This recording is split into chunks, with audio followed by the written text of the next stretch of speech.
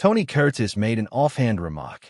Johnny Carson rose from behind his desk, motioned for the band to stop, and uncovered a truth he had kept buried for 3 decades.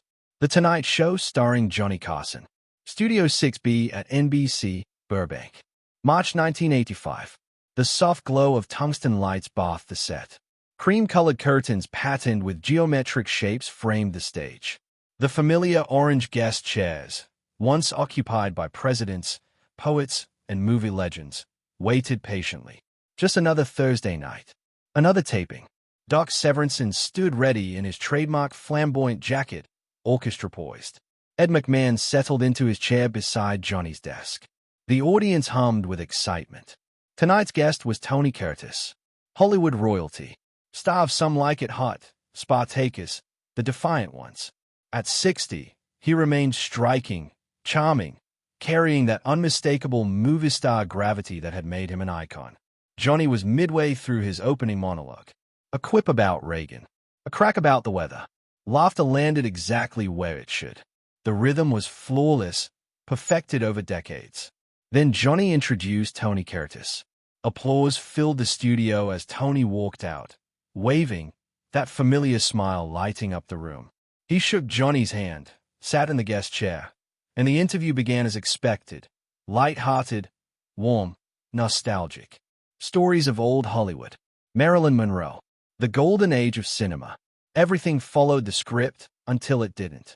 Almost casually, as if joking, Tony said, "You know, Johnny, I never really thanked you for 1955, for what you did that night at the Brown Derby."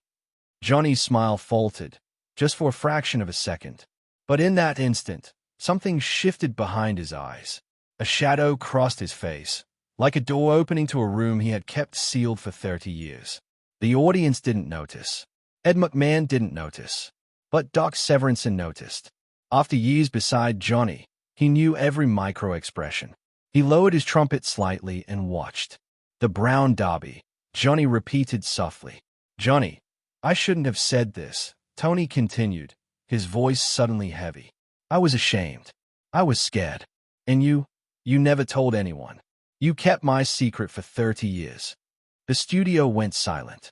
Then it happened.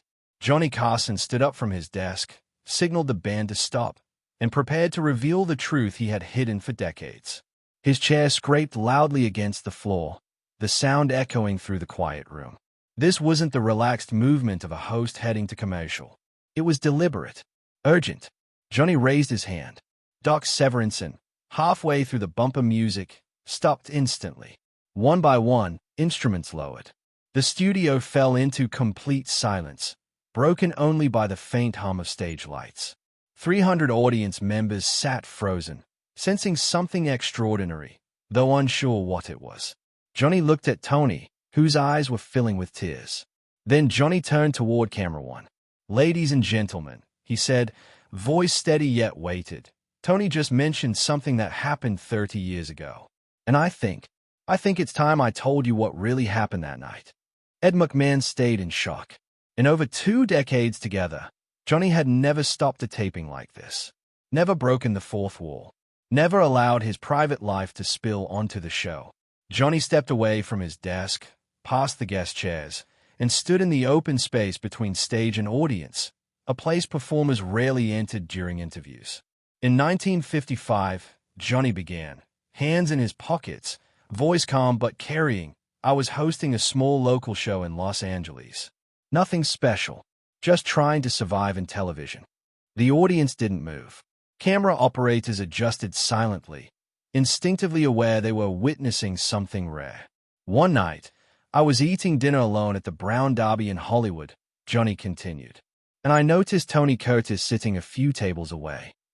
Tony nodded, tears no longer hidden. "He was already a star," Johnny said, "and I saw something that I never spoke about, until now."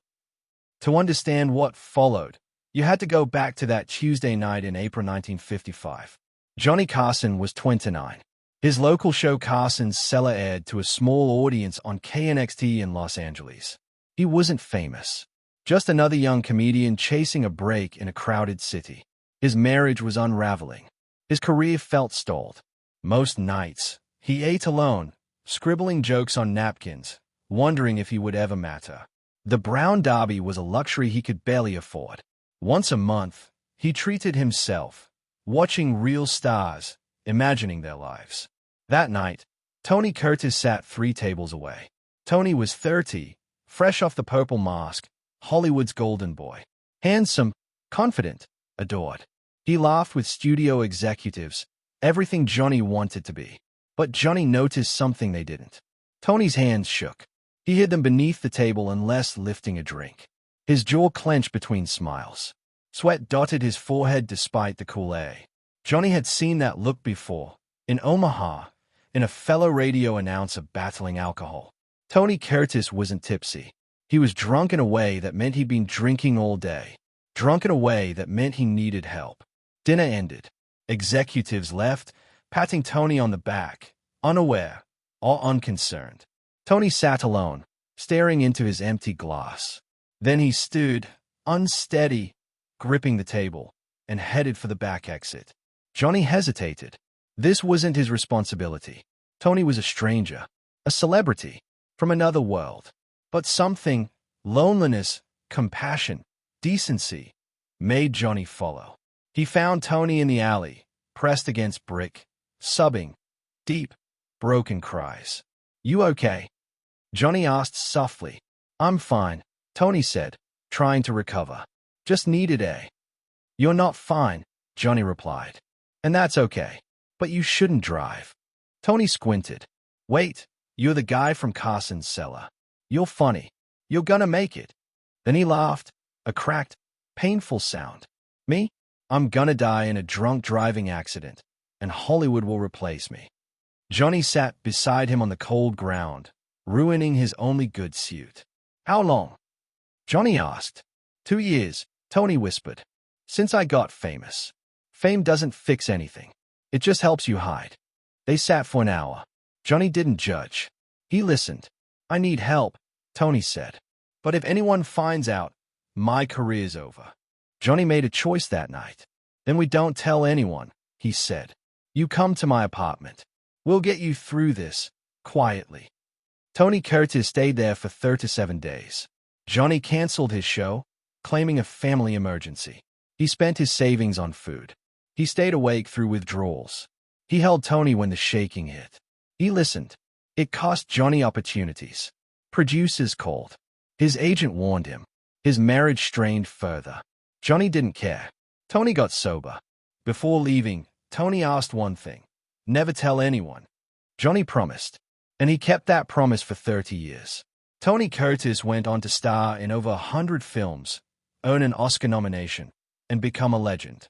Johnny Carson became the king of late-night television. Neither spoke of the Brown Derby, until that night in March 1985. When Johnny finished, the studio was silent. Doc Severinsen set down his trumpet. Johnny, tears streaming. That night changed how America saw them, not as celebrities, but as men who chose kindness when it mattered most.